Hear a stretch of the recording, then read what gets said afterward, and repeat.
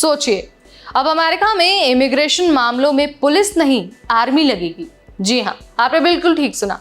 Trump सरकार ने ice को 1700 नेशनल गार्ड सैनिक तैनात कर दिए हैं और ये कोई कागजी काम नहीं है, बल्कि ये ट्रंप की इमिग्रेशन वॉर का नया चैप्टर है। अब बात सिर्फ डिटेंशन या फिर पेपर वर्क की नहीं रही, बल्कि बात है सीधी निगरानी, पकड़ धकड़ और डर की।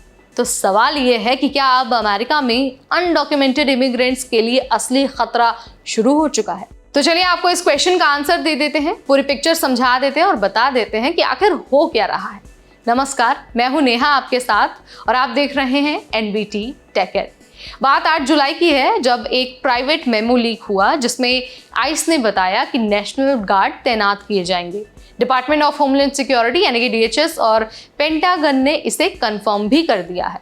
कुल 1700 सैनिक आइस को सपोर्ट करेंगे, वो भी सीधे फील्ड ऑफिस और इमिग्रेशन फैसिलिटीज में।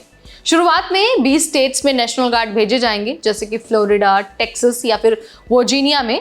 लेकिन सभी रिपब्लिकन रूल्ड स्टेट जो हैं, यानी कि जहां पर ट्रंप की पकड़ मजबूत है, उन सभी स्टेट्स में जिनमें ट्रंप की अच्छी पकड़ है, वहां पर नेशनल गार्ड्स की तैनाती की जाएगी। सरकार कह रही है कि ये सिर्फ क्लरिकल और एडमिन काम करेंगे, लेकिन असल में ये काम आइस ऑफिसर से हटाकर सैनिकों को देने की रणनीति है, ताकि जो ऑफिसर हैं वो फुल टाइम इन्फोर्समेंट यानी कि गिरफ्तारी और छापे में लग सके। आइस मेमो के अनुसार नेशनल गार्ड का रोल होगा एलियन प्रोसेसिंग यानी कि डिटेनीज का पूरा documentation, case management, transport and field program management. हालांकि सैनिक सीधे इमिग्रेशन रेड्स में हिस्सा नहीं लेंगे, लेकिन उनका जो प्रेजेंस है वो अपने आप में डर पैदा करने वाला है। अब देखिए, ट्रंप पहले ही बोल चुके हैं कि वो सबसे बड़ा डिपोर्टेशन ऑपरेशन शुरू करना चाहते हैं। अब देखिए, इस समय आइस का जो बजट है वो 8 अरब डॉलर से बढ़ाकर 28 अरब डॉलर तक कर दिया गया है, यानी कि सीधे 3 गुना कर दिया गया है। अब नेशनल गार्ड की तैनाती इस मिशन को ग्राउंड लेवल पर तेज करने की कोशिश है।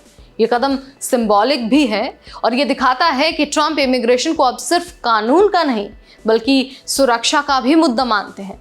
और यही वजह है कि अब इमिग्रेशन इन्फोर्समेंट में मिलिट्री टोन आ गई है।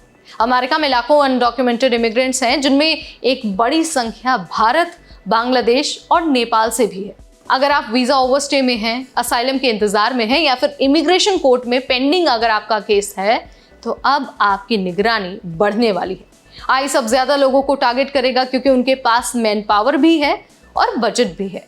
तो अगर आपके डॉक्यूमेंट में कोई कमी है तो ये हाई टाइम है कि आप उसे सही करा लीजिए। और अगर आप लीगल हैं तो भी अब सोशल सर्कल्स में पैनिक और डर तो फैलेगा ही, क्योंकि रेड्स और अरेस्ट अब बढ़ने वाले हैं, वो भी बड़े पैमाने पर होने वाले हैं।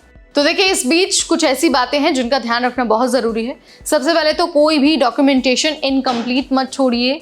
अपने इमिग्रेशन लॉयर से लीगल स्टेटस चेक करवा लीजिए। इसके अलावा किसी भी सस्पिशियस या फिर अनक्लियर कम्युनिकेशन से आपको बचना है, जैसे कि सोशल मीडिया पोस्ट हो गया या फिर जो प्रोटेस्ट हो गया, इन सारी चीज़ों से आपको अभी बचना है।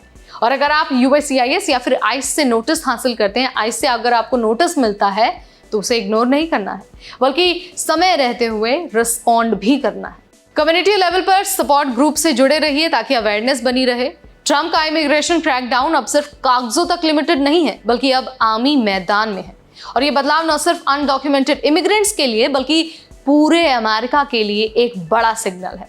तो अगर आप या फिर आपके जानने वाले किसी इमिग्रेशन प्रोसेस में हैं, तो अब अलर्ट हो जाने की ज़रूरत है।